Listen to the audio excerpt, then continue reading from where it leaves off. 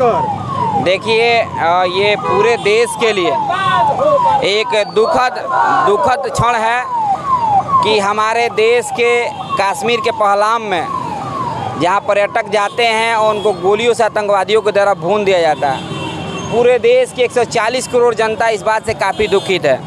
और सबसे पहले हम लोग उन तमाम मरे हुए लोगों को, शहीद लोगों को श्रद्धांजलि अर्पित करते हैं। और देश के जो भी हमारी सरकार है, प्रधानमंत्री नरेंद्र मोदी जी से हम ये कहते हैं कि कहीं ना कहीं वहाँ के जो भी हमारे कहिए कि प्रशासन के द्वारा चूक है, लेकिन इस बात को हम नहीं कहना चाहेंगे। हम ये कहना चाहेंगे कि जो भी इसके दोषी है उसको चुन चुन के मारिए।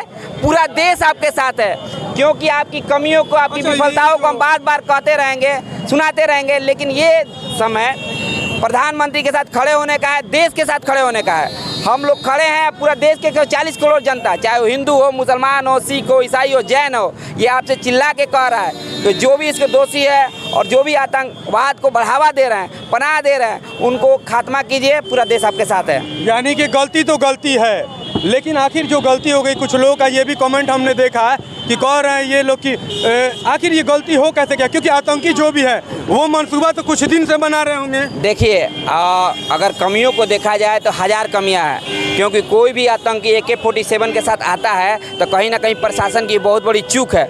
लेकिन हम आज कमियों को गिनाने नहीं आए हैं, क्योंकि हमारे देश के उन तमाम लोग जो देश के विदेश के तमाम पर्यटक तो जो हमारे देश में अतिथि थे, उनके साथ उनका हत्या कर दिया गया आतंकवादियों के द्वारा। तो हमारे देश की 140 करोड़ जनता आज सारे सिक्के गिले भुलाकर ये कहती है कि आपकी कमियों को, आप में हज़ार कमियों। हम ये नहीं कहेंगे कि बंगाल में अगर तीन लोगों की हत्या होती है तो आप कहते हैं कि बंगाल में राष्ट्रपति शासन लगना चाहिए। हम आप पे आरोप प्रत्यारोप नहीं लगाएंगे, लेकिन हम ये कहना चाहेंगे कि पूरे देश की 140 करोड़ जनता आपके साथ है और आप आतंकवाद की खात्मा कीजिए और ऐसा गलती न हो। क्योंकि पुलवामा में हम लोगों ने देखा उतने सैनिकों को मौत के घाट उठा दिया गया आतंकवादियों के द्वारा। आज दोबारा पर्यटकों के साथ उरी में भी हुआ। ये तमाम तरीके की घटनाएं हो रही है, तो इस पे कहीं ना कहीं लोग जो नागरिक शहीद हुए हैं उन लोग क्या कुछ मुआवजा भी मिलना चाहिए? देखिए, हम ये बात कहना चाहेंगे कि जो भी पर्यटकों की हत्या आतंकवादियों के द्वारा कर दी गई है, वो तमाम परिजनों को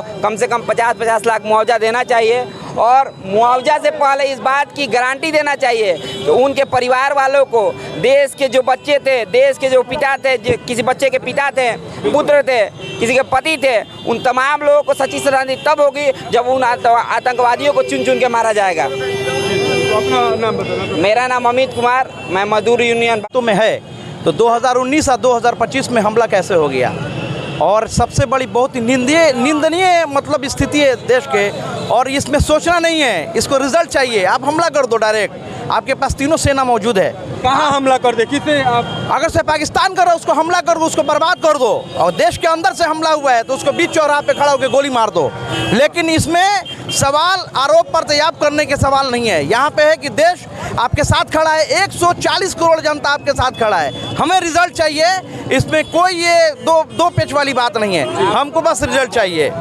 मेरा नाम अली जफर हुआ और मैं नगर परिषद का। ये आतंकी हमला अचानक हुआ है, उसका बहुत दुखी की बात है। हम लोग उसको बहुत निंदा करते हैं। हम लोग का सब सिवान वासियों से मांग है कि उन लोग को 25-25 लाख कम से कम मुआवजा मिले। सरकार से मांग है? जी, सरकार से मांग है। तो बिल्कुल देख सकते हैं। क्या कुछ कहिएगा, कुछ कहना चाहते हैं आप? हम यही सरकार से अथी करेंगे कि 25-25 लाख